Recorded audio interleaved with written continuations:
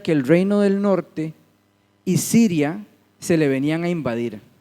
Entonces Isaías le dijo que tendría este niño con este nombre y que antes de que él pudiese entender la diferencia entre lo bueno y lo malo, sus enemigos serían derrotados. En el registro extrabíblico sabemos que el imperio asirio se trajo abajo al reino del norte y al reino sirio, y eso lo confirma. Ese fue el cumplimiento literal de la profecía en ese momento. ¿Okay? Y el segundo cumplimiento, por así decirlo, es el que hablamos en Cristo, ¿verdad? Que tiene una interpretación cristológica donde Mateo lo aplica directamente a Jesús. La Virgen concebirá un hijo y llamará su nombre Emmanuel. Entonces ese es el segundo momento en el cual se cumple. Y lo otro es que cometí un error cuando hice el comentario de la suma de las letras del nombre del rey David. Yo dije, no me di cuenta, pero mi papá me dijo, es que no me da la matemática, no me suma 14, ¿verdad? Entonces yo dije Dalet, Bab, Dalet, y eso está bien, pero dije 6, 4, 6, y era 4, 6, 4, para que sume 14. Entonces tal vez se dieron cuenta, tal vez no, pero por aquello lo corrijo. La suma es 14, no es 16, yo lo dije al revés, ¿ok? Bueno, ya con eso vamos a empezar con el día de hoy. Hoy vamos a ver los capítulos 3 y 4. Podemos pasar a la siguiente. Básicamente vamos a hablar un poquito de la preparación que Jesús tuvo para su ministerio público. Y lo vamos a hablar en 3 partes. La primera tiene que ver con Juan el Bautista, que está en capítulo 3, 1 al 12.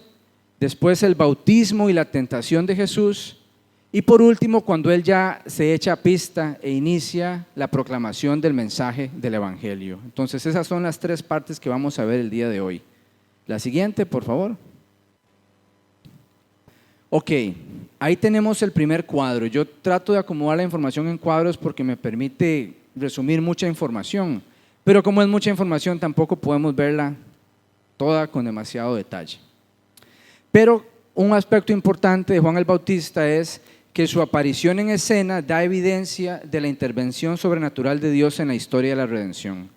Viene de 4 siglos donde se habla que hay silencio, pero ya cuando empieza el asunto con Juan el Bautista, no sé si ustedes recuerdan que el padre de Juan el Bautista se llamaba Zacarías y él era un sacerdote según el orden de su clase, según dice la palabra en el libro de Lucas, y cuando le tocaba ministrar en el templo, se le aparece un ángel y el ángel le dice que iba a tener un hijo, aunque él era un anciano y su mujer era no solamente anciana sino también estéril.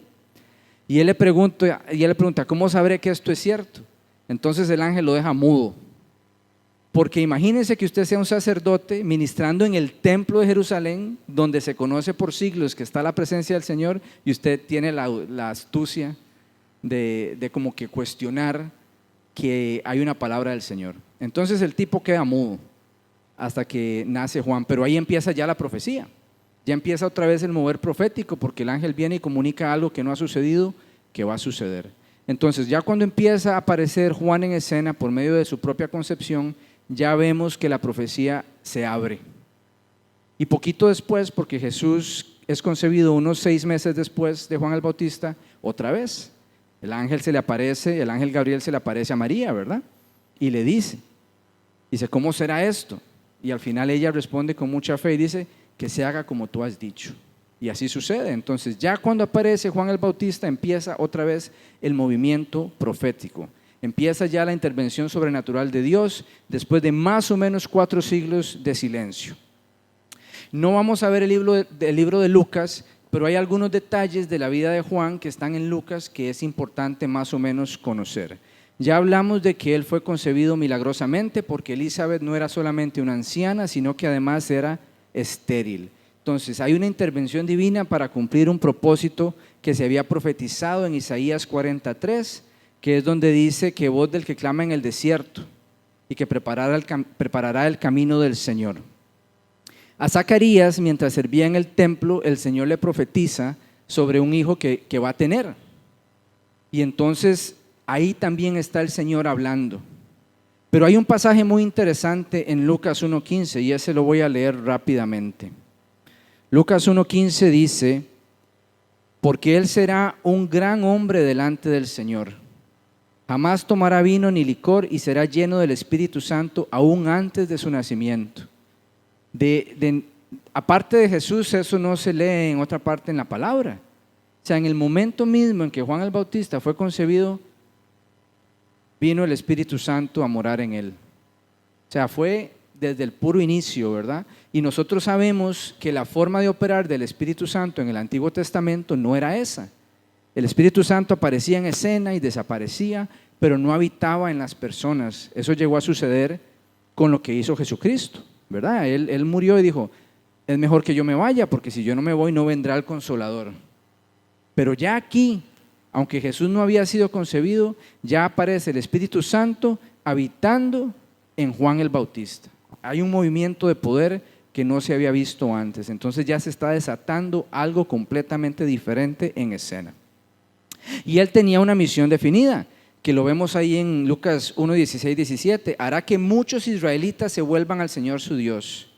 Él irá primero delante del Señor con el espíritu y el poder de Elías, para reconciliar a los padres con los hijos y guiar a los desobedientes a la sabiduría de los justos. De este modo preparará el Señor un pueblo bien dispuesto. O sea, Jesús iba a venir en escena y no iba a perder el tiempo en nada. Tenía que estar, digamos, en cierto modo la alfombra roja puesta. Tenía que haber un trabajo previo para que Jesús pudiese trabajar rápido. Y el ministerio de Juan el Bautista fue corto, fue de 6 meses a 1 año, se estima más o menos, pero fue crucial. Y para ese ministerio el mismo Juan el Bautista tuvo que prepararse 30 años. Entonces imagínense que usted se prepara, bueno, el Señor lo prepara 30 años para ejercer un ministerio de 6 meses a 12 meses y que le corten la cabeza. Pero era para ese tiempo, para esa razón, con ese propósito, y Juan no se desvió ni a derecha ni a izquierda. Es una persona realmente importante en la historia de la redención. Hay una confirmación pública que viene más adelante, que esa es la confirmación del plan de Dios. La madre anciana da a luz y dice claramente que el poder del Señor lo acompañaba. O sea, Juan el Bautista era un niño extraño posiblemente, porque la gente notaba desde que era niño que Dios andaba con él. O sea, ¿cuántos niños conocemos que usted dice: ay, es que el Señor anda con ese niño?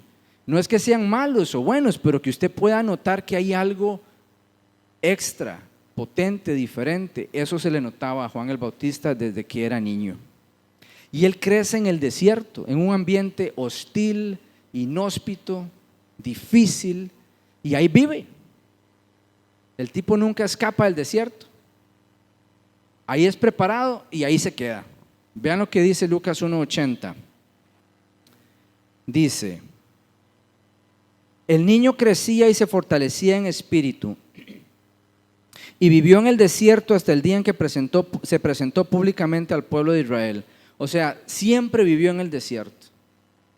La parte de crecer en el desierto tenía que ver con su propia formación. Era un ambiente difícil, complejo, y él tenía que estar en él y nunca se apartó de él.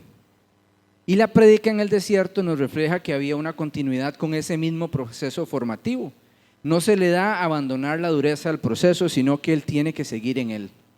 Y él era un tipo excéntrico, ¿verdad? La forma en que la palabra lo describe, cómo vestía, lo que comía. No era el tipo de persona que quizás usted invitaba a la casa, a la carne asada, le daba cosilla que saliera con un domingo 7, pero esa era la misión que tenía y la hizo perfectamente bien. Entonces, algunas observaciones importantes. Él no surge espontáneamente, su aparición estaba profetizada más o menos 700 años antes. Isaías 43 nos lo dice. Y eso nos da a entender que su ministerio no fue algo aislado, era parte de una continuidad profética que había sido diseñada por el Señor. Y el desierto no era simplemente un escenario geográfico, era un espacio de formación espiritual. Y su crecimiento espiritual en el desierto fue anterior a su ministerio público. O sea que él no estaba preparado para hacer lo que Dios le llamaba a hacer antes de ser formado en el desierto. Por eso en los círculos cristianos hablamos tanto de que estoy en el desierto, que aquí, que la formación, y teológicamente hay un sustento real para eso. Pero cristianamente muchas veces lo aplicamos mal, porque muchas veces la gente está en el desierto por desobediente o por rebelde, no porque esté en un proceso diseñado por el Señor. Y si uno le echa la culpa al desierto, no se siente tan feo, ¿verdad? Entonces uno tiene como que diferenciar esas dos cosas. ¿Podemos seguir a la siguiente? Ok. Esta ya la vimos, dice, el niño crecía y se fortalecía en espíritu y vivió en el desierto hasta el día en que se presentó públicamente al pueblo de Israel. La siguiente. Ok, segundo cuadro. Este cuadro nos habla un poquito de cómo fue el ministerio de Juan el Bautista. Ya dijimos que fue un ministerio de 6 meses a 1 año. La aritmética se determina por eventos históricos que se mencionan relacionados con el tiempo de su nacimiento y de su muerte. Entonces ahí hay una estimación. Vestía pelo de camello con un cinto de cuero. Y si ustedes se van a leer Segunda de Reyes, capítulo 1, o versículo 8 creo, y se habla de Elías, el mismo cuadro, la moda no le había llegado a Juan el Bautista. Se estaba vistiendo como se vestían 700 años antes, nombres más. O sea, no tenía ningún sentido de moda, no era un fashionista de ninguna manera, se vestía como el mismo Elías se había vestido. Comía langostas y miel silvestre con una vida austera, creció y vivió separado del sistema. Esto es importante. Esto es importante y muchas veces es difícil. No que nosotros tengamos eso, no nos es dado necesariamente crecer alejado del sistema, pero hay gente que Dios aleja del sistema para que hasta cierto punto no sea contaminado o influenciado por el sistema y entonces pueda servir en un carril diferente. Y ese fue el caso de Juan el Bautista. Y entonces él no tenía miedo de ser confrontativo, él hablaba, como diríamos, sin pelos en la lengua. Él tenía una autoridad espiritual real, él entendía, sus padres posiblemente le habían contado cómo había sido el asunto, entonces él iba a lo que iba, sin ninguna preocupación. Su forma de vivir y su mensaje tienen una consistencia interna y esto es importante. No había hipocresía. Yo no sé si ustedes recuerdan cuando Jesús habla de los fariseos, de eso lo vamos a hablar más adelante, creo que está como en Mateo 23 o por ahí, no estoy seguro. Él dice, hagan lo que ellos dicen, pero no lo que ellos hacen. Habla de los fariseos en esa forma, pero he aquí un ejemplo de un hombre que era consistente en lo que decía y en lo que hacía. No había hipocresía en él y eso era necesario. ¿Ok? Entonces, otro punto importante, él entendía que debía menguar, o sea, debía reducirse para que Jesús creciese. Y en efecto eso es lo que sucede. Voy a leer rápidamente lo que dice Juan 3:30. Dice, a él le toca crecer y a mí menguar.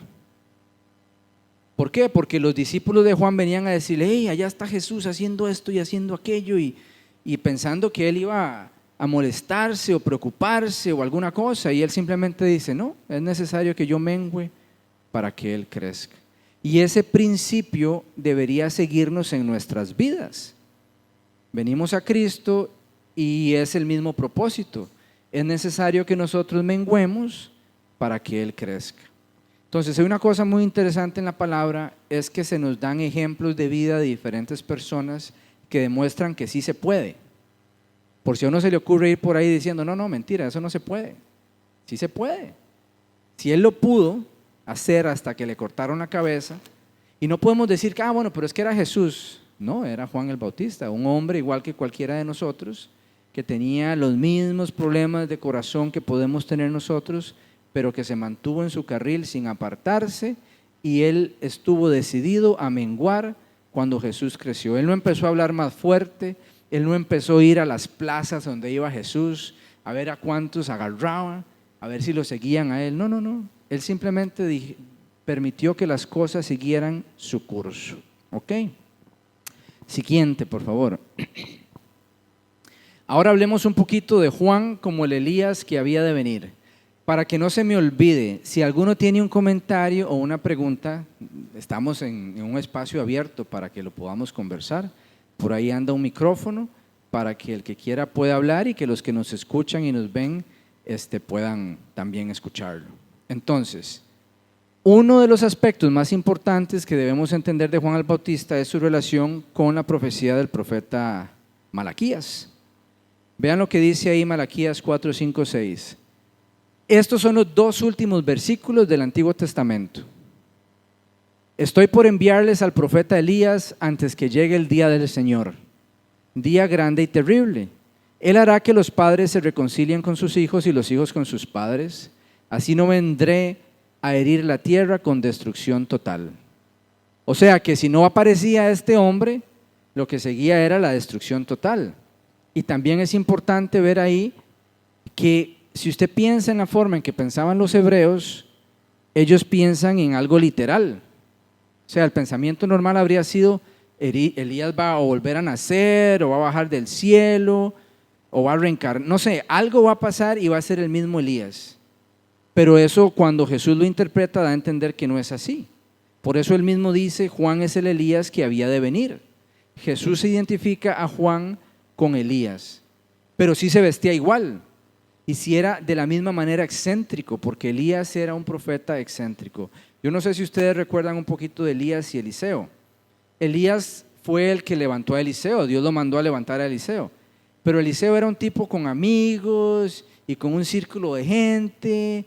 Era un tipo que andaba y conocía a los reyes y a toda la gente. Elías no. Elías era un ermitaño solo que no quería nada con nadie, pasaba escondido, iba a lo que iba y nada más. Igualito a Juan el Bautista. Entonces hay una intención ahí teológica.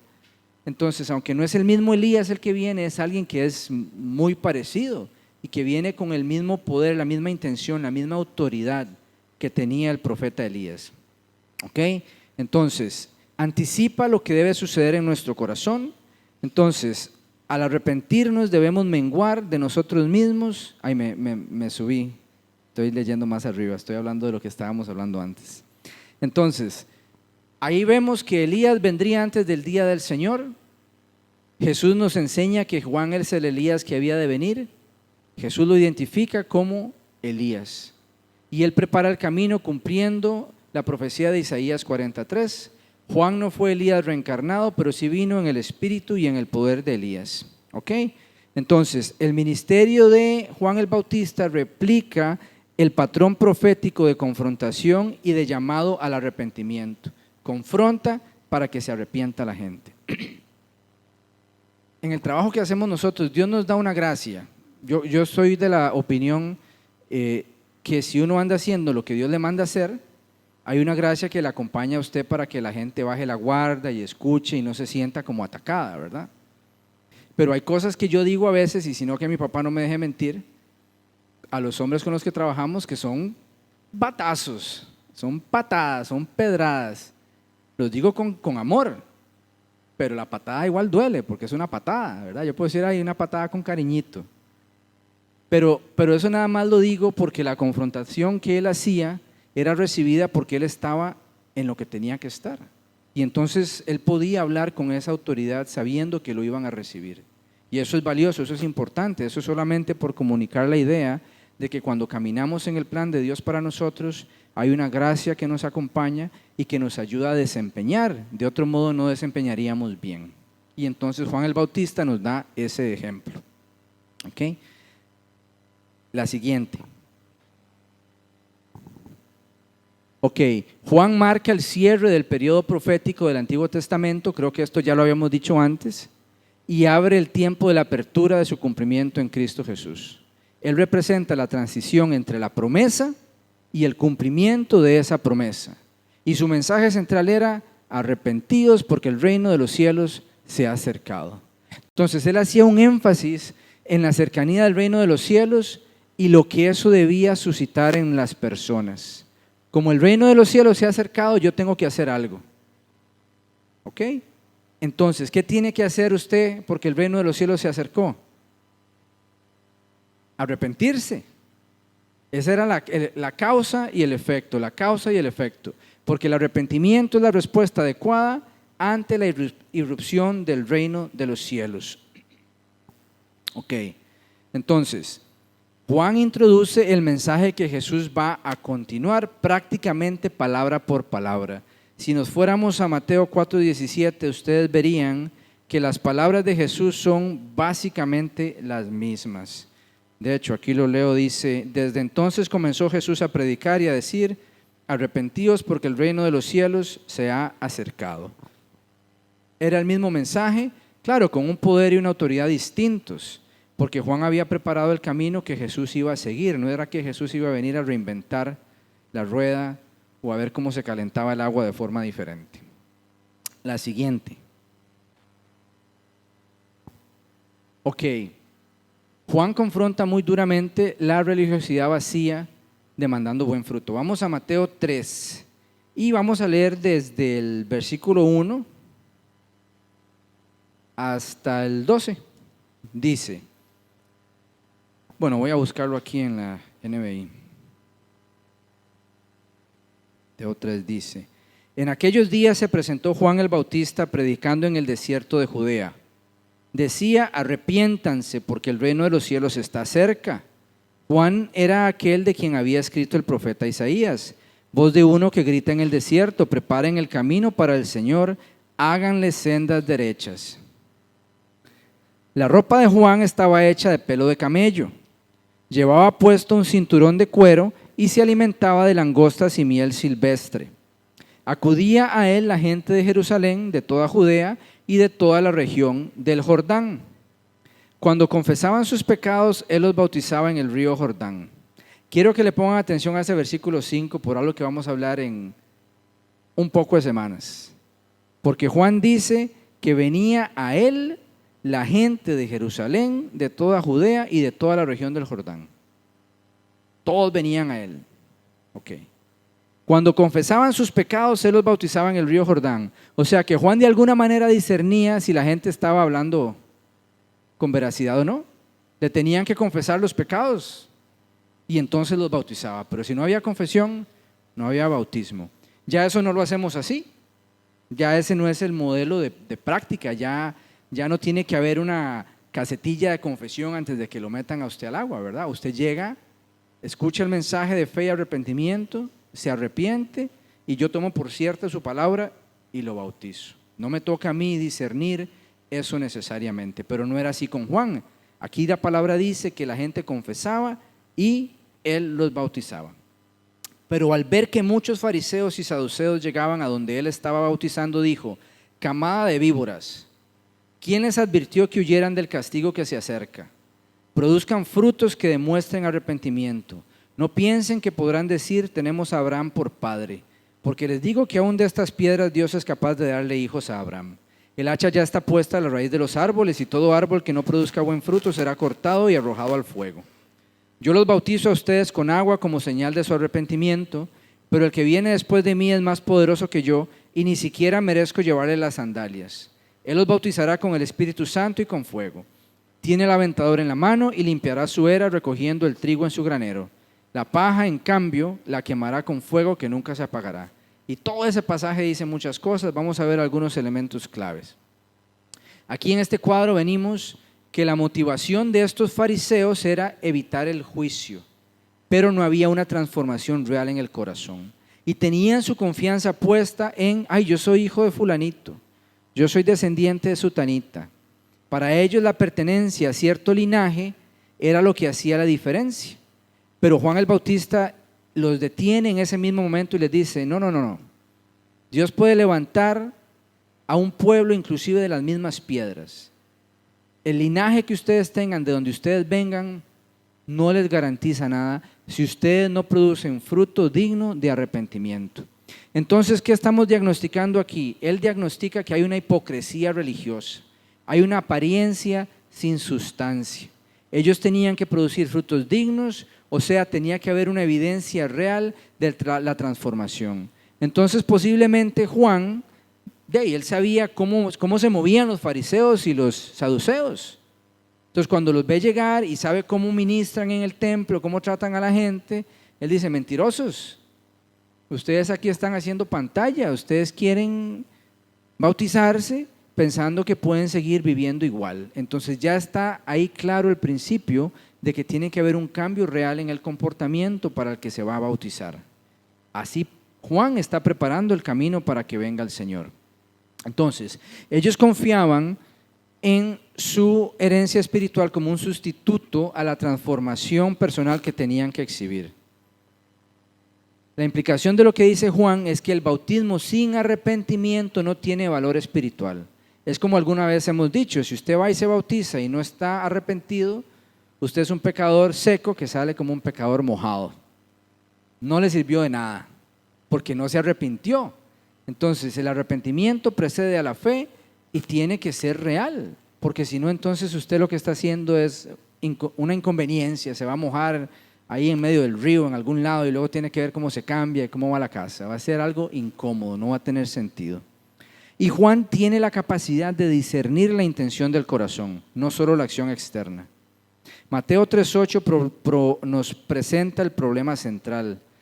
Ellos buscaban el beneficio del bautismo sin la realidad del arrepentimiento. Querían el resultado sin la transformación del corazón. Y ellos tenían cientos de años haciendo esto. Y Dios se los había dicho en profecías muchas veces: ustedes me traen las ofrendas y los diezmos y los carneros, pero no cambian. Al punto que Dios mismo les dice: estoy harto de que me traigan estas cosas, yo lo que necesito ver es que ustedes cambian. Entonces, vemos un principio eterno en la forma en que Dios percibe la acción del hombre. Él siempre quiere las ofrendas y los diezmos y los sacrificios, pero solo si vienen de un corazón que se arrepiente. Si no, Él dice: vaya, arrepiéntase primero y después tráigame lo que me quiere traer. Entonces ahí uno echa para el saco y tiene que pensar cómo está el corazón de uno cuando se acerca al Señor, si realmente estamos arrepintiéndonos o si estamos amagando, dando esto o aquello porque no nos queremos arrepentir, porque esa es la esencia de la religión de obras para salvación. Usted hace cosas que son en apariencia buenas, no tienen que ser malas.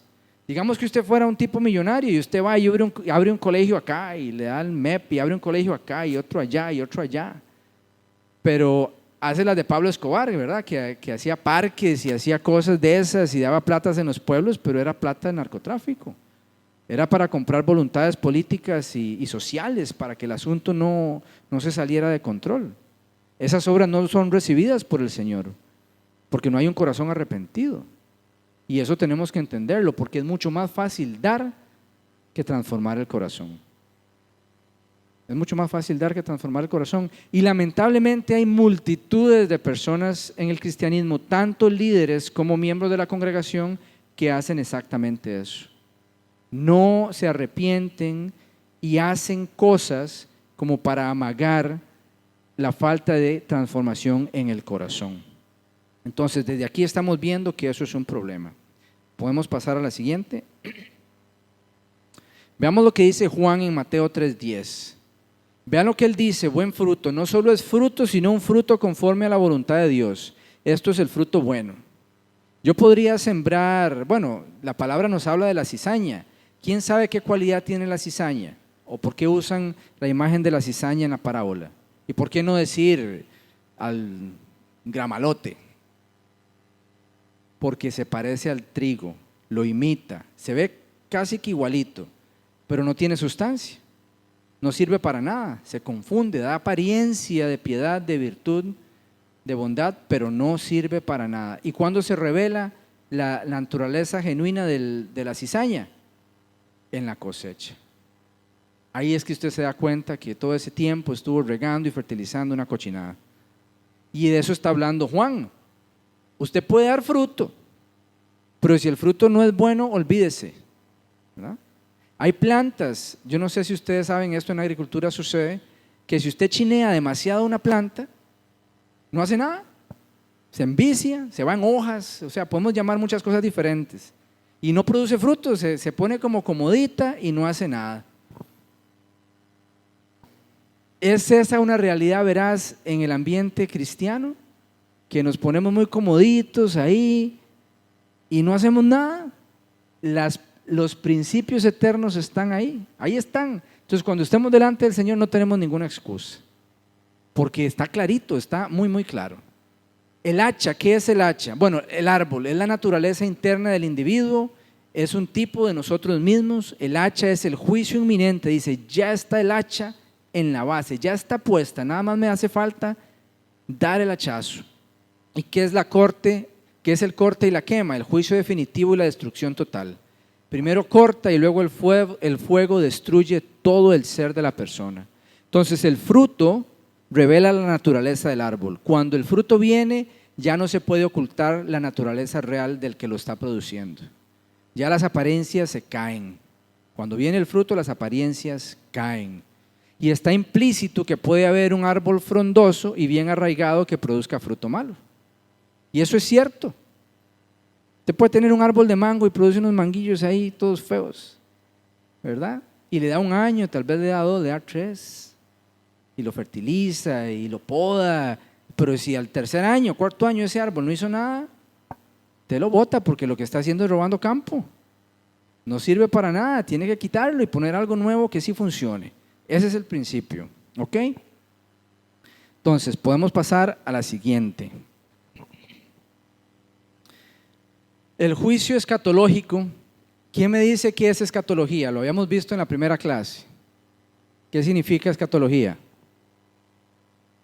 Ajá, exacto. Estamos hablando del estudio de las últimas cosas, ¿verdad? La escatología, entonces, el juicio escatológico que anuncia Juan. Dice que va a haber una separación final entre el trigo y la paja. Y nos dice que el trigo son los justos, son los que tienen peso espiritual, al trigo no se lo lleva el viento. La paja son los incrédulos, son los vacíos, los que no tienen sustancia. Usted puede pensar en el viento como las vicisitudes de la vida, las dificultades, las cosas difíciles. Viene el viento y se lo lleva. O usted hace lo que tenga que hacer y se mantiene como un mono en un ventolero bien agarrado y no se lo lleva a nadie. Y el aventador es Jesús, es el que tira para arriba, y la imagen que nos presenta Juan es que usted tira para arriba y el trigo vuelve a caer y la paja se la lleva el viento. Ajá.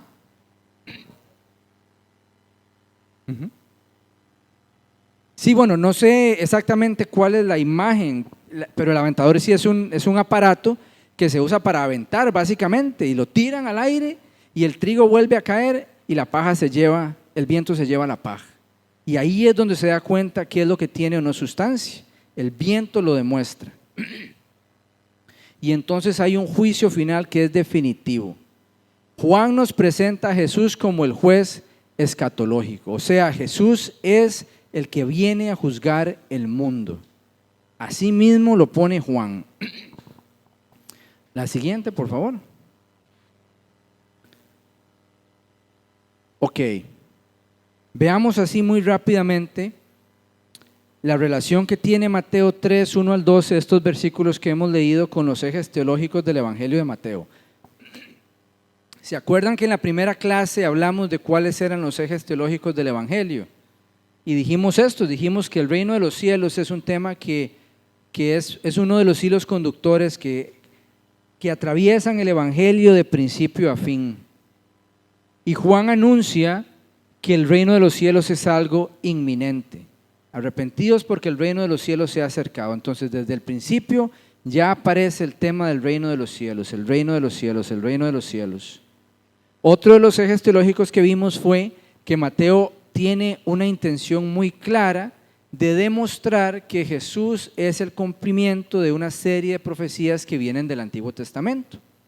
En estos 12 versículos vemos eso cumplido en Isaías 43.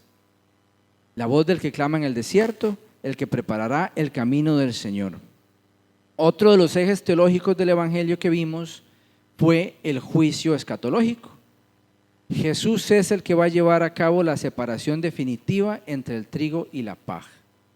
Entonces uno tiene que procurar tener sustancia, porque si uno no la tiene, cuando venga el juicio ya ahí no hay tiempo, se acabó el tiempo. A nosotros a veces la gente nos pregunta que si la misericordia de Dios se acaba. ¿Qué me responden ustedes? ¿Cómo responderían eso? ¿Quién quiere echarse al agua? ¿Un comentario? ¿Perdón? ¿Por qué no se acaba?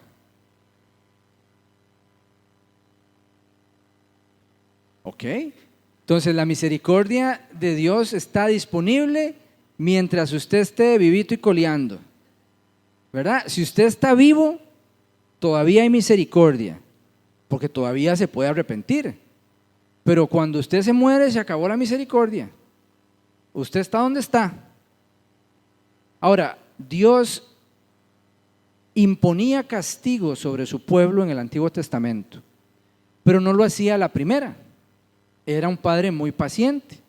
Entonces mandaba un profeta por aquí que los regañaba y les decía esto y les decía aquello, y mandaba otro, y así aguantaba 150, 200 años.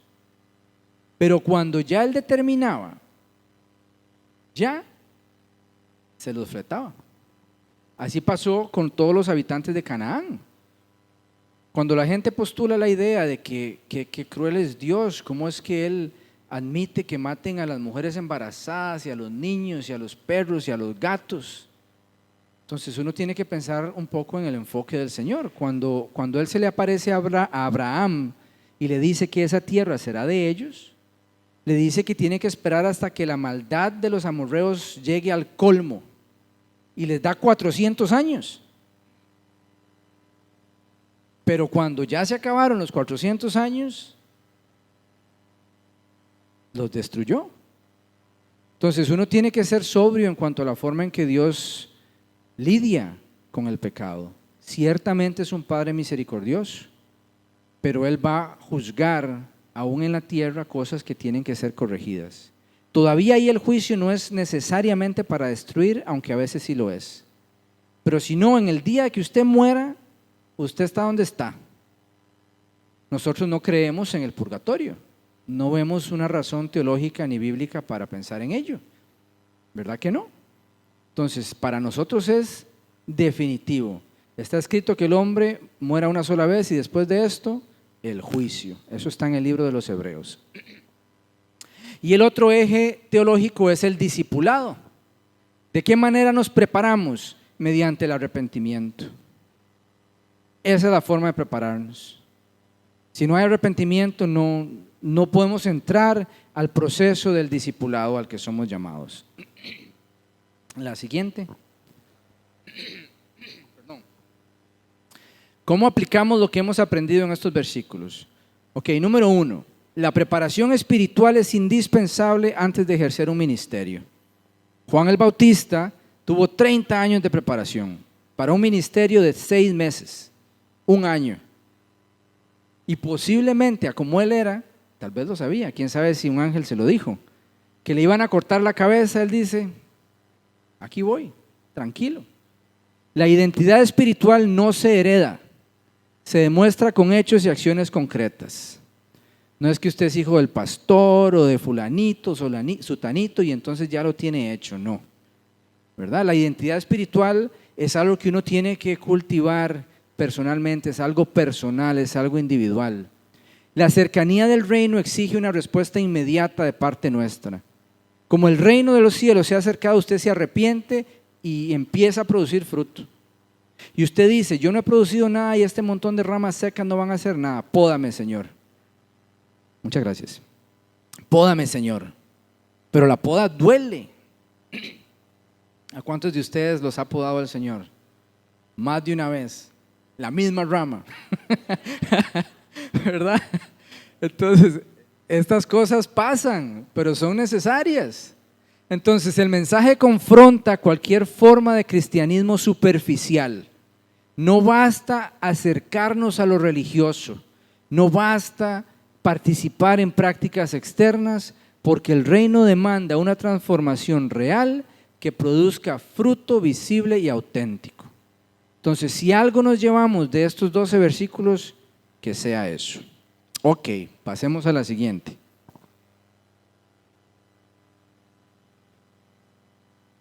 Entonces ya cubrimos el punto 1.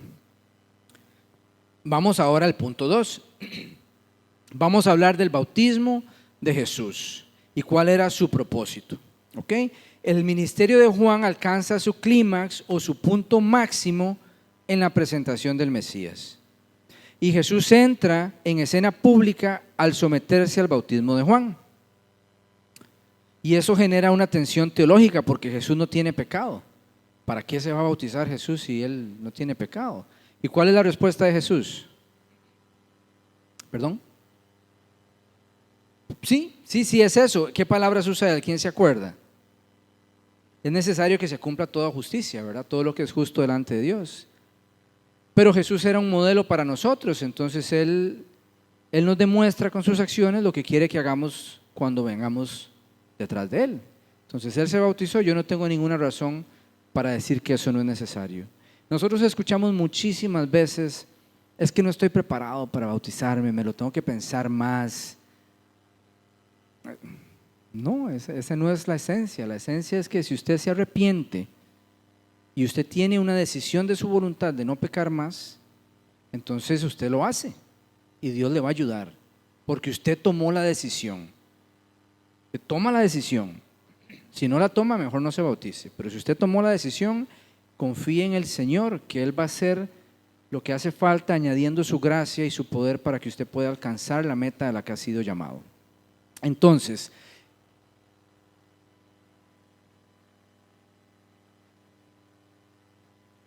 claro, la pregunta es, yo hago una distinción como para entenderlo, hago un poco la distinción entre pecado habitual y el pecado que es pecado, porque todos hacemos cosas malas. Pero yo uso un ejemplo que es muy crudo y lo comparo con el tema de las adicciones, y es el tema de la fornicación. Vean, una persona adicta, cuando ha sufrido lo suficiente, esa persona no quiere seguir consumiendo, no lo puede detener, necesita ayuda.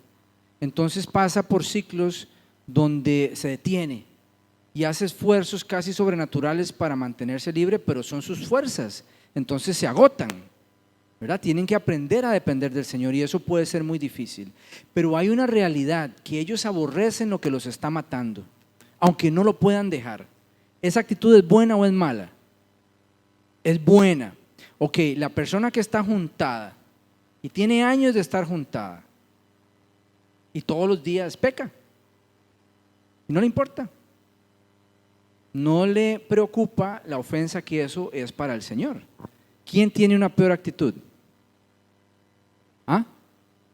El que está fornicando. Entonces uno tiene que ser sobrio en cuanto a la manera en que se desenvuelve el pecado. Esto uno lo aprende en la marcha, porque uno lo está viendo y uno ve las actitudes de las personas, pero nos debe poner a pensar en esto que usted dice, doña Olga. Entonces, si una persona se arrepiente de su fornicación, que se bautice, pero debería cambiar eso. O se casa o se separa, pero no puede quedarse en media calle porque se lo lleva el tráiler. Uno tiene que tomar posición, y esto no es condenación, esto es amor. Porque lo que sucede es que cuando uno vive en pecado habitual se abre a un montón de consecuencias espirituales que nos hacen daño. Y uno no quiere eso. Hay que recordar que los límites que establece el Señor son por nuestro propio bien. Y lo digo sin saber nada de nadie aquí, ¿verdad? Yo no estoy tirándole pedradas a nadie, yo no sé nada de nadie en este lugar en relación con eso, ¿verdad? Y sí sé los que están casados y esas cosas, ¿verdad? Pero si hay alguien que anda en fechorías de estas, no estoy pensando en usted. Nada más estoy exponiendo un punto que necesita ser como explicado con crudeza, para que lo veamos más claro, ¿ok? Claro.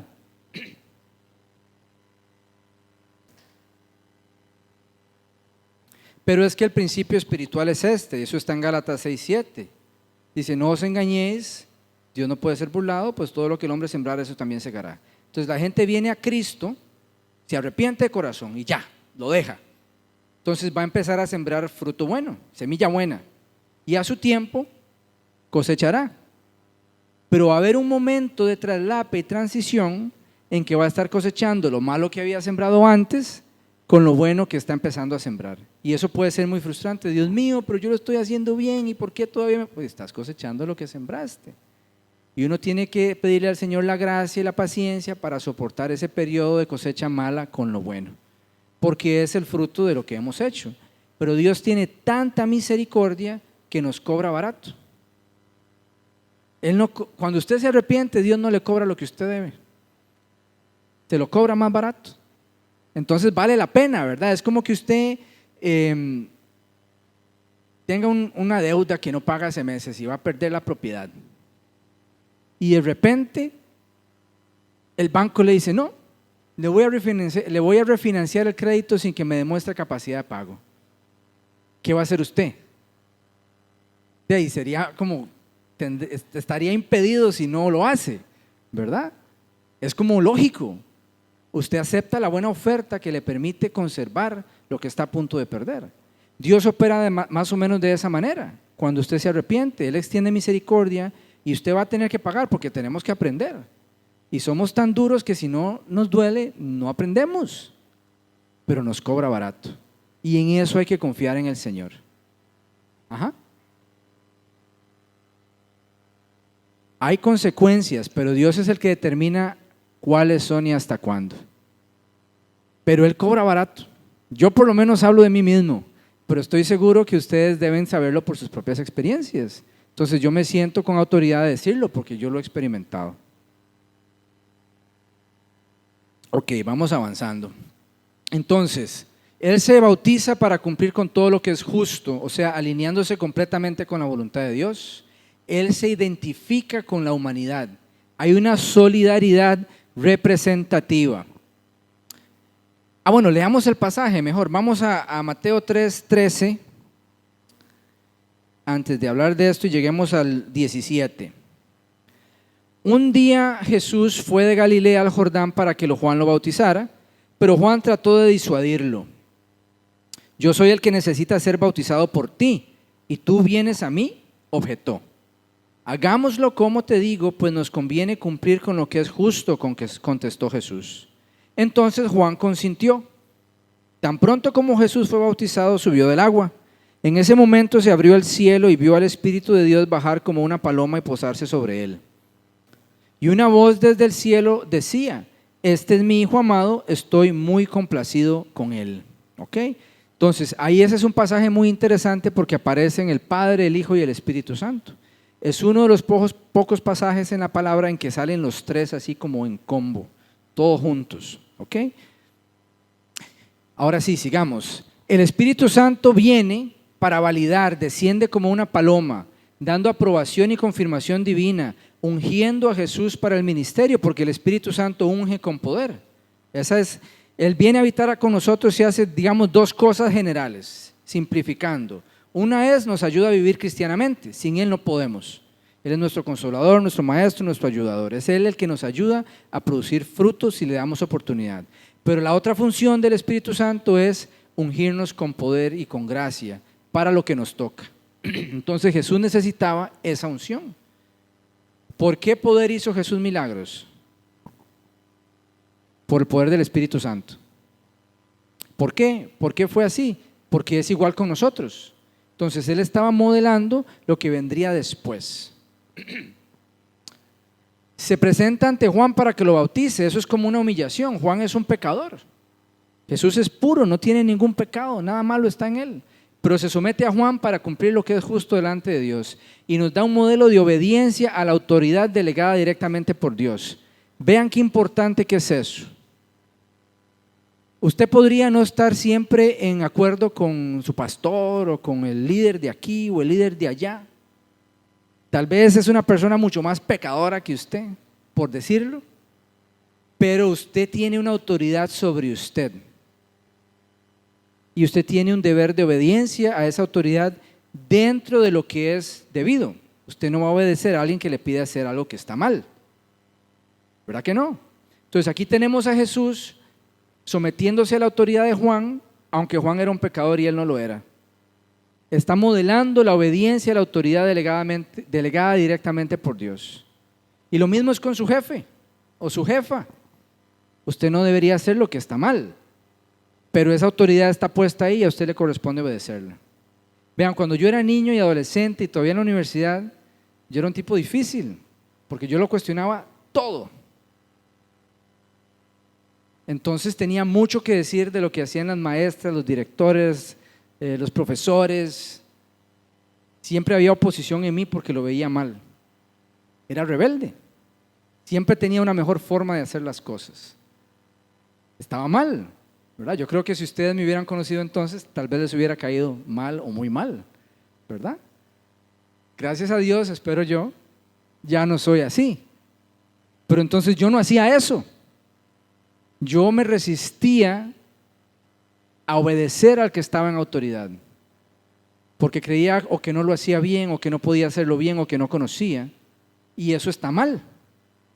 Usted tiene que obedecer a la autoridad que está sobre usted, siempre y cuando no le esté conduciendo al pecado. Esa es la expectativa de Dios, y eso es lo que modela Jesús aquí. Este es un principio espiritual súper potente. La obediencia a la autoridad que Dios delega. Eso es un estudio en sí mismo, pero por lo menos aquí les dejo el principio. Y después está el Padre, quien dice: este es mi Hijo amado en quien tengo complacencia. Está aprobándolo y confirmándolo divinamente, confirmando la identidad mesiánica de Jesús. ¿Ok? Entonces, podemos pasar a la siguiente. Hay una manifestación simultánea del Padre, el Hijo y del Espíritu Santo. Es uno de los pasajes más claros que lo demuestra. Jesús no afirma su propia identidad, la afirma la unción del Espíritu Santo y la voz del Padre. Jesús queda aprobado para la siguiente etapa, que es la prueba, y tendría que superarla antes de iniciar su ministerio público. Y esa justicia no es moral solamente, representa conformidad total a la voluntad de Dios. ¿Por qué digo que no es moral? Porque Jesús no tenía pecado. Era simple un tema de obediencia a lo que el Padre quería que Él hiciera. Jesús no se bautiza porque lo necesite, sino porque hay una obediencia a Dios en el plan redentor. ¿Ok? Podemos pasar a la siguiente. Ok. Ustedes van a ver en el documento largo que yo hice un resumen al final del capítulo 3 de la idea general de cada versículo. Ok, eso les queda para ustedes, para estudiarlo y conocerlo. Igualmente lo van a ver para el capítulo 4. Y ahora sí vamos a pasar a esta transición, que es pasar del bautismo al desierto. Jesús es llevado por el Espíritu al desierto después del bautismo. Leámoslo en Mateo 4, versículo 1. Y leamos hasta el 11 para que tengamos eso en la cabeza. Dice: luego el Espíritu llevó a Jesús al desierto para ser tentado por el diablo. Después de ayunar 40 días y 40 noches tuvo hambre. El tentador se acercó y le propuso: si eres el Hijo de Dios, ordena a estas piedras que se conviertan en pan. Jesús respondió: escrito está, no solo de pan vive el hombre, sino de toda palabra que sale de la boca de Dios. Luego el diablo lo llevó a la ciudad santa e hizo que se pusiera de pie sobre la parte más alta del templo y le dijo: si eres el Hijo de Dios, tírate abajo, pues escrito está, ordenará que sus ángeles te protejan y ellos te sostendrán. Pasé el capítulo sin querer. Si eres Hijo de Dios, tírate abajo, pues escrito está, ordenará que sus ángeles te protejan y ellos te sostendrán en sus manos para que no tropieces con piedra alguna. También está escrito: no pongas a prueba al Señor tu Dios, contestó Jesús. De nuevo el diablo lo llevó a una montaña muy alta. Allí le mostró todos los reinos del mundo y su esplendor, y le dijo: todo esto te daré si te postras y me adoras. Vete, Satanás, dijo Jesús, porque escrito está: adora al Señor tu Dios y sírvele solamente a Él. Entonces el diablo lo dejó y ángeles acudieron a servirle. Este pasaje de la tentación de Jesús en el desierto da para toda una clase. Pero vamos a pasar así con brochita, como para que veamos los principios más importantes. ¿Ok? Lo primero es que veamos quién llevó a Jesús al desierto. Entonces, cuando hay un desierto designado por Dios, es Dios mismo el que lo lleva a uno, no es el diablo. Es el Espíritu del Señor el que lo lleva a usted al desierto, y el propósito claro, declarado, es probarlo. Lo va a probar. Es para eso. Es para que lo va a probar. Y entonces lo van a tentar. Y si usted no es tentado, ¿cómo demuestra que está como tiene que estar? Ahora, a Jesús lo tentó el mismo diablo. a mí me da un poco de gracia a veces porque a veces muchachos nos dicen, es que cuando estaba en ese viaje se me apareció el mismo diablo, ¿verdad? Porque ven demonios. Esas cosas son usuales cuando caen las defensas espirituales. Pero entonces yo le digo, vea, yo no he visto al diablo y no tengo ningún afán ni interés de verlo. Pero si usted viera al diablo, no es un demonio de cuarta o de quinta o de sexta, es el mero mero. ¿Y a quién se le apareció a Jesús? El mismo diablo, el máximo en maldad. Y si Jesús, con el poder del Espíritu, siendo hombre, pudo resistir esa tentación, nosotros podemos resistir la tentación de demonios que puedan andar por ahí viendo a ver qué daño y qué cochinadas hacen. Entonces Jesús nos da, de nuevo, Jesús modela lo que va a suceder para que nosotros no vayamos a decir, no, es que, no, podemos, ahí está el modelo y tenemos que hacerlo. ¿Ok? Entonces, sí. Entonces, es el Espíritu de Dios el que lo lleva, no es un accidente, es parte del diseño divino, es parte del propósito de Dios. Y ahora veamos rápidamente esta idea de Jesús como el nuevo Israel. Y entonces pongo ese cuadro para hacer la comparación, porque este es un propósito teológico que tiene Mateo. Entonces, Israel pasó por el Mar Rojo, ¿verdad? Si ustedes se van a Corintios, Pablo habla de que el pueblo fue bautizado en Moisés cuando cruzaron el Mar Rojo. En este caso, Jesús es bautizado y pasa por el agua. Es la misma idea. Israel estuvo 40 años en el desierto y Jesús estuvo 40 días. Israel falló la prueba y por eso estuvo 40 años en el desierto. Y Jesús la venció. La respuesta de Israel ante la tentación fue la rebelión. Jesús obedeció. Y entonces, ¿qué le pasó a Israel? Fue juzgado por lo que hicieron y Jesús fue aprobado. Jesús no podía iniciar su ministerio público si no era aprobado. Y esto es un principio espiritual. Vea, gloria a Dios por los jóvenes en las iglesias, eso es tan bueno y tan importante. Pero es muy delicado poner a un joven a servir en ciertas cosas si el carácter no está formado. No están listos, tienen que esperar. Y el liderazgo de la iglesia tiene que tener el discernimiento para hacer eso, porque si no podemos hacerle un daño al muchacho o a la muchacha.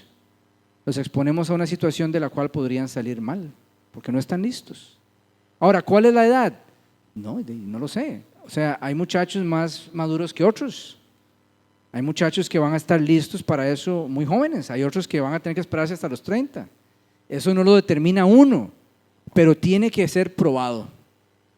El carácter tiene que ser probado, tiene que demostrar que tiene lo necesario para que la tarea no se lo traiga abajo. Eso es importantísimo. Y lo digo también por la experiencia que tenemos. Vemos muchachos que sirvieron en la iglesia con poder, con dones. Empezaron jóvenes, no fueron guiados bien en la palabra, entonces se cayeron y el diablo los revolcó. Y ahora están en una situación difícil de levantarse. Entonces, por amor a nuestros propios jóvenes, tenemos que estar seguros de que están preparados, de que están probados y que han aprobado la prueba. ¿Cuál es la prueba? El Espíritu Santo tendrá que decir, pero el mismo joven debería querer ser probado. Yo sé que eso es difícil quererlo, ¿verdad? Pero hay que quererlo, ¿verdad? Hay que quererlo porque usted sale aprobado como oro y plata refinada, como piedra preciosa, y entonces puede hacer cosas que no podía hacer antes. Y va a poder estar firme a pesar de las tentaciones, que de la fama, que la atención, que la codicia, ¿verdad? ¿Cuántas personas ministran el evangelio por codicia? Porque no se prepararon, porque tenían dones y entonces entraron en ese carril, pero el carácter no estaba formado. Entonces, todo eso uno tiene que tomarlo en cuenta, ¿ok? Entonces, vemos que Jesús recapitula la historia de Israel. Israel fracasa y recibe castigo, pero Jesús triunfa y avanza para cumplir su propósito. Y eso lo valida como el verdadero Hijo de Dios y el representante del pueblo. Podemos pasar a la siguiente. Hay que correr un poquito ya. La tentación en el desierto. Ok, veamos esto rápidamente. El pan. ¿Verdad que tener hambre es una necesidad fisiológica completa y absolutamente válida? Eso es normal, igual que usted quiera dormir. O sea, que usted le dé sueño y duerma es lo más normal del mundo. Entonces, vemos que Jesús tiene una necesidad válida, pero el diablo quiere que la satisfaga de una forma que se aleja del plan de Dios, con poder y no en la voluntad del Señor. Pero es que vea cómo es de cochino el diablo. Espera hasta que Jesús tenga hambre y solo ahí se le aparece. O sea, cuando está en el momento de debilidad. ¿Cuándo viene la tentación? Cuando hay debilidad. ¿Y cuál es la solución bíblica? Mateo 26:41 dice: velad y orad para que no entréis en tentación. Entonces, si su vida de oración no es vigorosa, cambie eso, porque la oración es también como un depósito. Usted está echando moneditas al chanchito, está depositando, y el día que necesite hacer un retiro de efectivo, más le vale tener la platita ahí, porque si no, no va a poder enfrentar la tentación. Entonces uno ora no porque está pasando algo, aunque podría estar pasando algo y por eso usted vino al Señor, pero asumiendo que usted es un cristiano maduro o madurando, usted debería estar depositando esa cuenta todos los días, para que en el día en que usted ocupe hacer un retiro, ahí está la platita y usted la puede usar. Y si no, no hay quien le preste, no hay prestamista, ¿verdad? El préstamo del diablo es como de los quiebrarodillas, ¿verdad? Esos préstamos gota a gota, esos no funcionan, ¿ok? Entonces, hay una necesidad válida, pero ¿cómo responde Jesús? Con la palabra de Dios. Entonces, ¿por qué Pablo dice que la palabra es la espada del Espíritu? Porque esa es la única arma ofensiva que tiene el cristiano. Si ustedes se van a Efesios 6, 10 al 18, creo que es, nos habla de la armadura de Dios. Y ustedes pueden evaluar todos los componentes de esa armadura. Hay un casco, hay unos zapatos, hay un cinturón. El único elemento ofensivo es la espada. Entonces, lo único que puede ofender a Satanás es esto, lo demás es defensa. Y uno no gana la guerra defendiéndose, eso no existe. La guerra se gana atacando. Entonces, usted conoce la palabra no solo porque es muy bonito y que tanta sabiduría, no, es que usted la ocupa para guerrear. Usted tiene que saberla porque cuando venga la tentación, usted tiene que responder con la iniciativa divina, no con su propio corazón. Y entonces es fundamental. Entonces vean cómo es el diablo, porque el diablo viene a atacar una necesidad válida y Jesús no le da pelota. Entonces Satanás cambia de estrategia y sube a otro nivel. Ya no va a tentar una necesidad básica de Jesús, va a tentar su vanidad, su orgullo, su deseo de demostrar, ¿verdad? ¿Por qué? Porque le dice que se tire del templo y que mande a los ángeles que lo levanten, tentando al Señor. O sea, manipular a Dios a manifestar su poder, exponiéndose a un riesgo innecesario, no es una forma válida de invocar el poder del Señor. El Señor tiene poder y el Señor nos da poder para hacer cosas que están en su voluntad, pero no solo para que usted se vea muy gallito. Uy, véanlo ahí como se lo llevaron los ángeles. No. Entonces está apelando a la vanidad, al orgullo del corazón de Jesús. Le responde con la palabra. Ok, no tentarás al Señor tu Dios. Y entonces Satanás vuelve a subir de nivel. Ya no apela a su cuerpo ni a su vanidad, sino que apela a algo todavía como en esteroides. Le ofrece todos los reinos de la tierra sin la cruz. Te doy lo que vas a tener al final, pero sin sufrimiento. Busca atajos. ¿Cuántos hemos buscado atajos en la vida?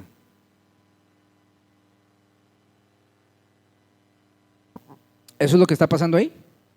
Entonces, él quiere que el egoísmo tome el trono y se rebele, evitando la cruz, obteniendo todos los reinos del mundo. Sí adora al diablo. La Biblia no dice que el dinero sea malo en sí mismo.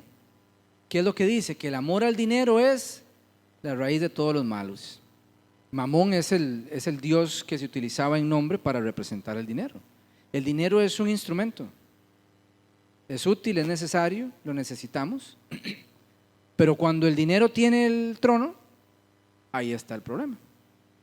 Entonces Satanás quería que Jesús no sufriera y tuviera todo a cambio de la adoración. Y esto es lo que hace mucha gente. Se van por las cosas del mundo y adoran al diablo. Porque si usted no le sirve a Dios, le sirve al diablo. En la palabra de Dios no tenemos gris. El gris no existe.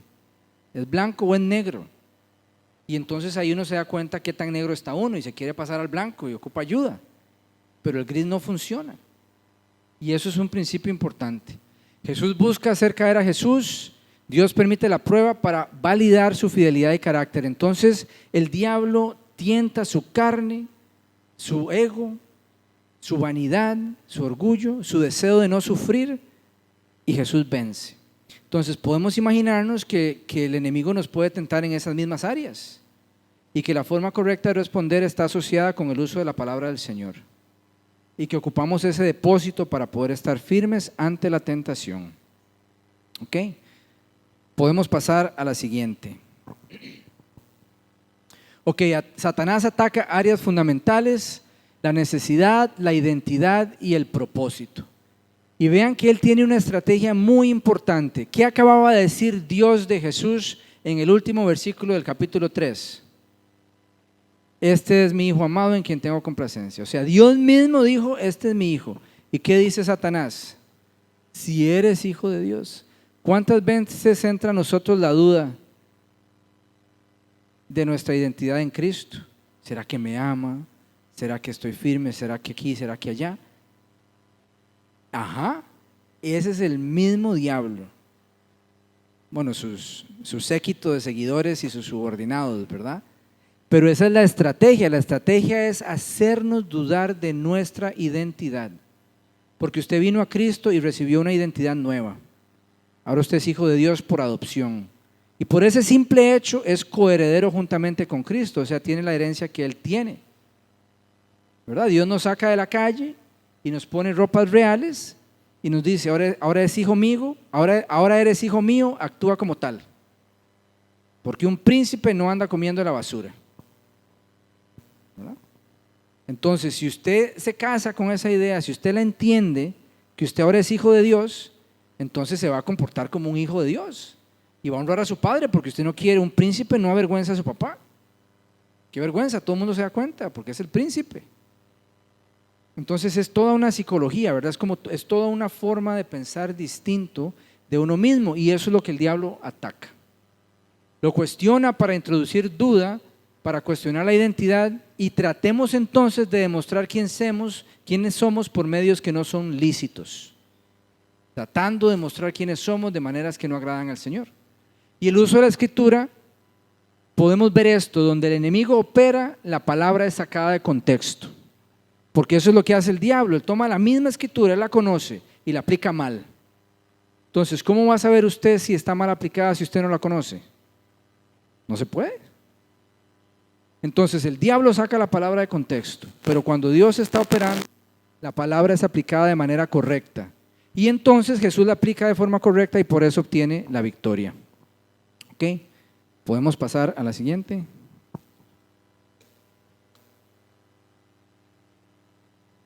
Ok, repasando, los principios teológicos de la tentación busca distorsionar la identidad del que es atacado, en este caso Jesús.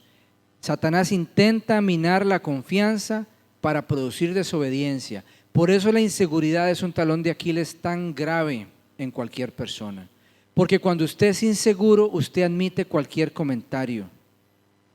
Ay, ¿será que eso es cierto? ¿Será que aquí? ¿Será que allá? Entonces el diablo quiere que usted esté inseguro, porque si su identidad está mal, se lo trae abajo. Entonces necesitamos una identidad firme, necesitamos ser hombres y mujeres seguros para que el diablo no pueda utilizar esa táctica con nosotros. Para que cuando viene con ella, ahí está la puerta. Aquí no tienes público que te escuche. Uno está firme, uno sabe quién es. ¿Ok? Entonces, cualquier persona puede citar la escritura. pero no todos lo aplican con sabiduría divina. Y eso es de todos los días, ¿no? Mucha gente conoce la escritura. Hay gente que conoce muchísimo. Imagínense un erudito del Islam que busque refutar el cristianismo. Conoce la palabra a montones, pero ¿con qué fin? Para refutarla, para aplicarla mal. Entonces, ¿estamos o no preparados? La fidelidad a Dios se prueba en lo oculto antes de poder operar en lo público. Cuando Jesús estuvo en el desierto, estaba solito, apartado, nadie se dio cuenta. Y eso es lo que a veces hace que la prueba sea difícil, ¿verdad? Porque usted se siente solo, pero tiene como fin que usted dependa del Señor, porque usted nunca está solo, es Él el que está con usted. Aunque usted se sienta aislado, el Señor siempre está con usted, y eso es parte del mismo proceso que tenemos que avanzar. Y cuando la prueba está completa, llega la victoria. Llegaron los ángeles y le servían. Y ahí Satanás cambió de estrategia. Ya no estaba tratando de venderle el mundo, ni que lo adorara, ni comidita. ¿Cómo cambió la estrategia del diablo? ¿Qué buscó hacer después? Matarlo. Ya el diablo no se andaba con medias tintas. El diablo lo que andaba era buscando matarlo. La Biblia no nos explica teológicamente cómo pensaba el diablo, ¿verdad? Pero lo mató. Ahora, el resultado no fue el que esperaba, pero se lo echó a Jesús. Eso estaba escrito, eso estaba determinado. No fue que Jesús perdiera la batalla, es que la victoria no era esa. Estaban peleando guerras diferentes y el diablo no lo sabía. Pero entonces el diablo viene a robar, matar y destruir. Entonces no diga, ay, victoria, salí del desierto, ya ahora sí ya estoy listo, nunca me tengo que preocupar de nada. No, el diablo va a ver cómo gira la perilla y en qué avanza. Tenemos que estar siempre firmes. A Jesús le tocaba morir, pero esa no es la historia necesariamente de nosotros. Pero sí lo ha sido para muchos que le han servido al Señor a lo largo de los siglos. Sí les ha tocado dar la vida en países difíciles, en misión. Bueno, y esa tal vez no es la de nosotros, pero entonces viene de alguna otra forma. Pero usted puede estar seguro de este principio. Si el diablo se mete por aquí, por aquí, por aquí, por aquí, y él ya vio que usted tiene eso bien cerradito, que por ahí no se puede, él se queda quieto un tiempo y va a buscar, va a estudiar, va a ver por dónde me le meto aquí a doña Olga, y entonces ella tiene que estar, ¿verdad? Para que cuando asome la cabeza le da con el garrote. Por aquí tampoco. No se podía, estabas equivocado. Entonces, 3 tentaciones, la prueba queda completa. El número 3 tiene un sentido de finalidad, de plenitud, de algo que está completo. Un ejemplo de ello en la palabra de la misma Trinidad, del Padre, Hijo y Espíritu Santo, es el todo. Entonces, el hecho de que Él sea probado 3 veces nos da a entender que lo probó completamente. Jesús fue completamente probado en lo que tenía que ser probado. Y entonces, como fue probado de manera completa, podemos asumir que su fidelidad fue total. Y Satanás se retira con una derrota temporal y los ángeles ministran, demostrando la aprobación divina. ¿Ok? ¿Podemos pasar a la siguiente? Ok. Veamos rápidamente la relación de Mateo 4:1 al 11 con los ejes teológicos del Evangelio. Entonces, el mesianismo, bueno, sabemos que el Hijo es confirmado y es probado. El discipulado nos muestra un modelo de obediencia total a pesar de las tentaciones del diablo. O sea, la expectativa de Dios es que no importa cómo seamos tentados, usted obedece. El común denominador siempre tiene que ser obediencia a cualquier precio. Qué duro, ¿verdad? Por eso la palabra no dice en vano que el que quiera ser mi discípulo, tome su cruz y sígame. O sea, no es como una frase de calcomanía para poner en el bumper. O sea, es un estilo de vida abnegado, sacrificado y rendido al Señor. Y eso en nuestra sociedad occidental contemporánea nos cuesta mucho, porque somos muy chineaditos, crecemos con muchas comodidades. Tal vez sí hay gente aquí que ha sufrido mucho, pero en general tal vez no. Tal vez no sabemos lo que es sufrir de verdad. Tal vez algunos sí, ¿verdad? Y ya el Señor les restauró. Pero en general yo pensaría que nos ha faltado sufrimiento. Y eso es duro como pensarlo, ¿verdad? Porque, ¿qué me toca? Yo no sé, mejor no pienso en eso, ¿verdad? Reino. La autoridad legítima del rey queda validada cuando el Padre y el Espíritu Santo hablan. Y el cumplimiento es que Jesús nos es mostrado como el nuevo Israel, ya no en fracaso, sino en victoria. El Israel histórico falló en el desierto por su rebelión y desobediencia, pero Jesús viene a completar ese rol en victoria y sale a cumplir su misión. La misión de Israel en la tierra de Canaán era poseerla y tenía que ser luz a las naciones. Israel siempre se negó a ser luz a las naciones. Hasta el tiempo de los apóstoles pasó eso. Jesús sí lo entendió y sí lo hizo en ese momento. ¿Podemos seguir? Vamos terminando. ¿Y cómo aplicamos lo que hemos aprendido en la primera parte de Mateo? Entonces, nuestra identidad en Cristo debe estar afirmada y completada antes de enfrentar la tentación. ¿De qué manera fue eso? Él fue bautizado, ungido por el Espíritu de Dios y afirmado por el Padre. Tenemos que conocer la Escritura y debemos aplicarla de manera correcta porque la necesitamos para enfrentar al enemigo. No debemos intentar manipular a Dios con sus propias promesas. Dios promete algo y usted quiere que se cumpla a su manera, no necesariamente siguiendo el lineamiento de la condición que Dios ha establecido. La obediencia no depende de circunstancias favorables, porque si las cosas son fáciles, es fácil obedecer. La obediencia que es más valiosa responde a una situación difícil. Entonces, antes de que Jesús inicie su ministerio público, Él es probado y aprobado. Y asimismo, la vida del creyente es formada en lo oculto antes de ser usada en lo visible.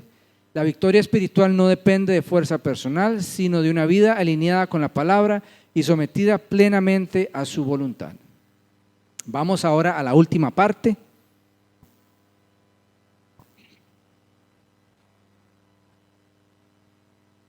Los últimos 13 versículos, que es el inicio y la proclamación del reino. Ok, Jesús lanza su ministerio en poder de proclamación y milagros después de que Él vence en el desierto.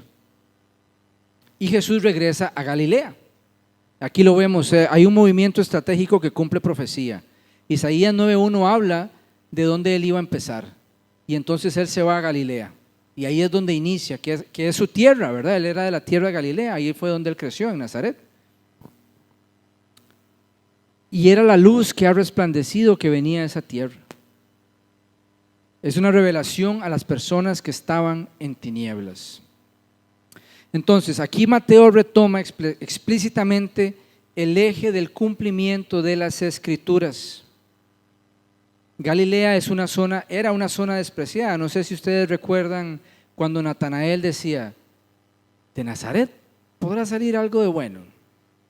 Y la semana pasada hablábamos de eso, ¿verdad? De tejarcillos, del infiernillo, de los cuadros, puede salir algo de bueno. Es como la misma idea, es como para que nos ubiquemos en el contexto que la gente basureaba esa región. Y entonces decían, hombres, ahí no puede salir nada bueno. Y era mentira, pero estaba profetizado que Él viniera de esa tierra. Jesús no inicia en Jerusalén, sino que inicia en la periferia.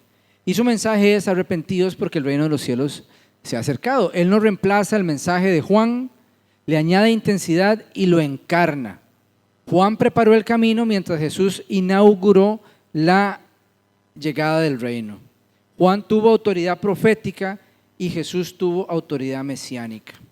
Era el Mesías, Él caminaba en la autoridad de ser el Hijo de Dios. Y entonces el reino deja de ser un anuncio de algo que va a venir y se manifiesta, pasa a ser una realidad presente. Podemos pasar a la siguiente y ya vamos casi terminando. Entonces, Jesús no espera, leamos esos versículos porque ¿de qué estamos hablando? Vamos al versículo 12 de Mateo 4. Cuando Jesús oyó que habían encarcelado a Juan, regresó a Galilea. Partió de Nazaret y se fue a vivir a Capernaum, que está junto al lago en la región de Zabulón y de Neftalí, para cumplir lo dicho por el profeta Isaías. Tierra de Zabulón y tierra de Neftalí, desde el camino del mar al otro lado del Jordán, Galilea de los gentiles. El pueblo que habitaba en la oscuridad ha visto una gran luz. Sobre los que vivían en tierra de sombra de muerte, una luz ha resplandecido. Desde entonces comenzó Jesús a predicar: arrepiéntanse, porque el reino de los cielos está cerca. Mientras caminaba junto al lago de Galilea, Jesús vio a dos hermanos. Uno era Simón, llamado Pedro, y el otro Andrés. Estaban echando la red al lago, pues eran pescadores. Vengan, síganme, dijo Jesús, y los haré pescadores de hombres. Al instante dejaron las redes y lo siguieron. Más adelante vio a otros dos hermanos, Santiago y Juan, hijos de Zebedeo, que estaban con su padre en una barca remendando las redes. Jesús los llamó y dejaron enseguida la barca y a su padre para seguirlo. Jesús recorría toda Galilea enseñando en las sinagogas, anunciando las buenas noticias del reino y sanando toda enfermedad y dolencia entre la gente. Su fama se extendió por toda Siria y le llevaban todos los que padecían de diversas enfermedades, los que sufrían de dolores graves, los endemoniados, los epilépticos y los paralíticos, y él los sanaba. Lo seguían grandes multitudes de Galilea, Decápolis, Jerusalén, Judea y de la región al otro lado del Jordán. Entonces vemos aquí que Jesús no espera una madurez visible para llamar al discípulo. Él va donde están Andrés, ¿verdad?, y Pedro, y Jacobo y Juan, en su labor cotidiana, en su trabajo del día a día, en su forma en ganarse el pan, y los llama, pero ellos responden inmediatamente. No tenían ninguna madurez. Jesús los va a empezar a preparar, pero ellos necesitan decir que sí. Y ese es el punto detrás de todo esto. Si usted le dice sí al Señor, Él lo va a empezar a preparar a como usted necesita ser preparado. El discipulado bíblico implica una respuesta inmediata y total. Y eso es lo que estamos confirmando cuando nos bautizamos. Estamos demostrando públicamente que hemos decidido ser discípulos de Jesucristo, para vivir como Él vivió y para enseñarles a otros esas mismas realidades del reino. Ahora, Él busca de manera intencional a los que va a llamar por iniciativa divina. ¿Y qué sucede? La respuesta requiere una ruptura real con la comodidad del presente, porque hay que dejarlo todo. Ellos tuvieron que dejar lo que estaban haciendo. Y muchas veces uno tiene que dejar lo que está haciendo para seguir a Cristo. Es parte del precio que nos corresponde pagar. Y eso es así, eso no se lo puede saltar nadie. Y el abandono de las redes, que era el oficio de ellos y de la familia, porque sale Zebedeo, era el papá de Jacobo y Juan, refleja que la prioridad es seguir a Cristo, la prioridad es el reino. Y el contraste entre pescadores de peces y pescadores de hombres redefine el propósito de los llamados. O sea, lo que sabes hacer, lo voy a utilizar aplicado a mi reino. Entonces es una forma de pensar que los talentos y habilidades, las aptitudes, lo que el Señor ha depositado en usted, que quizás usted ha desarrollado a lo largo de los años, Dios va a usar eso para que usted le sirva a Él si usted lo pone a su disposición. Esa es un poco la idea. Claro, aquí no se pierde la noción de que son pescadores, entonces era como muy directa la analogía, pero el principio es el mismo. Usted tiene talentos, capacidades, experiencia, conocimiento, y eso, si usted lo pone a disposición del Señor, Él lo va a utilizar para eso. Un ejemplo pequeñito, yo soy agrónomo, aunque realmente no ejerzo ahora. Tenemos la finca y las cosas, pero no es algo a lo que yo dedique mi tiempo. Pero sembramos cosas en la casa y en la finca, y siempre regalamos cosas a los lugares que vamos. Entonces eso es una forma en que yo he entendido que puedo aplicar algo de lo que sé al reino del Señor. ¿Será diferente después? Tal vez. No, pero si no, seguiré regalando bananos y zapotes y caimitos y plátanos y ese montón de cosas, y yuca y camote, todo lo que sembramos ahí, y lo llevamos, y pipas, todas esas cosas. Entonces esa es como un poco la idea, ¿ok? Podemos pasar a la siguiente y ya con eso terminamos. El cuadro número 12 se llama Dimensiones del Ministerio de Jesús. Solo para que entendamos de manera práctica y rápida cómo empezó Él a proyectar su ministerio. Entonces, ¿qué hacía Él ahí en que leímos? Él empezó a enseñar en el establecimiento religioso de la época. Él iba a las sinagogas. Ya existían. ¿Quién sabe por qué existían las sinagogas? Trivia, a ver. ¿Perdón? Sí, bueno, cuando el templo de Jerusalén fue destruido en el tiempo del exilio, los judíos dijeron, ¿y ahora qué? ¿Dónde me reúno? Y surgió la noción de la sinagoga, que es el precursor de la iglesia, del centro de la asamblea de congregación de los santos. Entonces pensaron que podían abrir sinagogas y entonces tenía que haber 10 varones por ciudad o pueblo para que se pudiese abrir la sinagoga, y así empezó. Entonces, para cuando Jesús apareció en escena, había sinagogas por todo lado. Y él no dijo, no, ahí yo no predico, no, eso nada que ver, ¿cómo me voy a ir a meter yo ahí? Tengo que ir al templo. No, Jesús fue donde había gente que podía escuchar el mensaje. Él fue a las sinagogas. ¿Y qué predicaba? El evangelio del reino, proclamando el mensaje del Señor. ¿Y qué hacía? Sanaba enfermedades, porque el poder para sanar daba evidencia de que el reino de los cielos había llegado.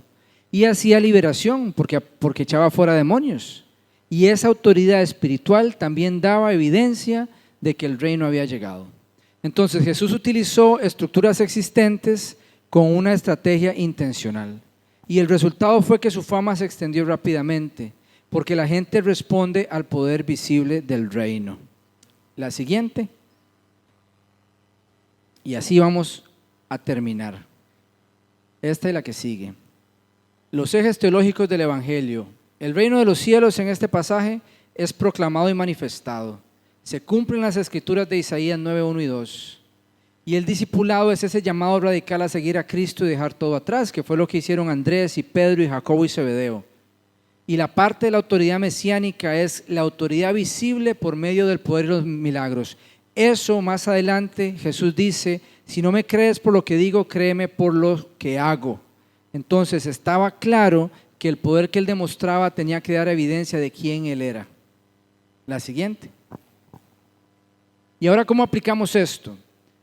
Recapitulemos, el reino exige respuesta inmediata, no diferida, no cuando convenga.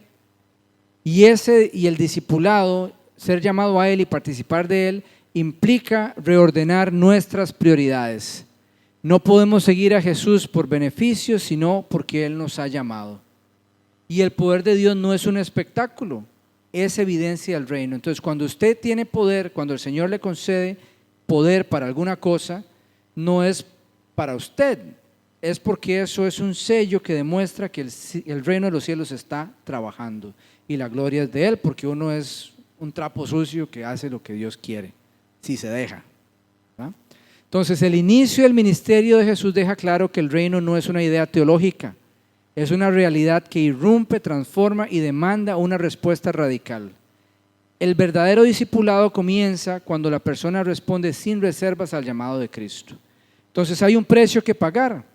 Muchas veces nos cuesta decidirnos a pagarlo. Y cuando usted dice que sí, entonces empieza el proceso de formación. ¿Cuánto va a tomar? Eso sabrá el Señor. Pero cosas van a ir sucediendo en el camino si usted lo permite. Porque el Señor empieza a acomodar las cosas, le empieza a hablar y usted entiende por dónde se tiene que ir. Amén. Creo que esa era la última, pero solo para estar seguro.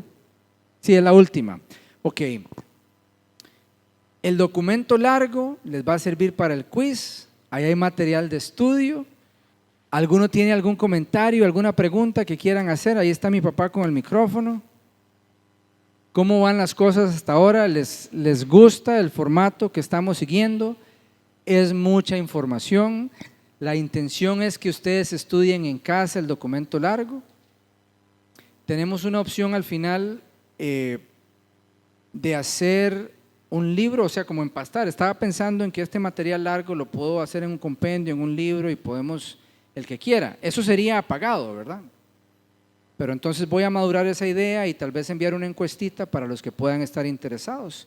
Sería un libro que tiene todos los documentos largos.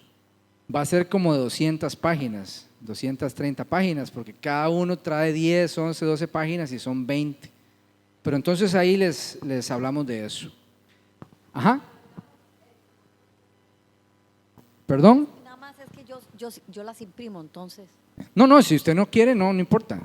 Eso es para los que quieran. Si alguno quisiera eso como una memoria del curso, lo podríamos hacer. Okay, vamos a cerrar con una oración, si les parece. Padre Celestial, venimos a ti en el nombre de Jesús dándote gracias una vez más por los corazones y las mentes de todos los que nos escuchan y nos escucharán. Yo quiero bendecirlos, quiero darte gracias por sus vidas, quiero pedirte que en tu amor y misericordia esta palabra halle lugar amplio en sus corazones, que empiece a trabajar profundamente y a traer una cosecha de cosas nuevas, de ideas nuevas, de planes nuevos que tú pones en sus corazones. Y así te lo pido dando gracias en el nombre de Jesús. Amén.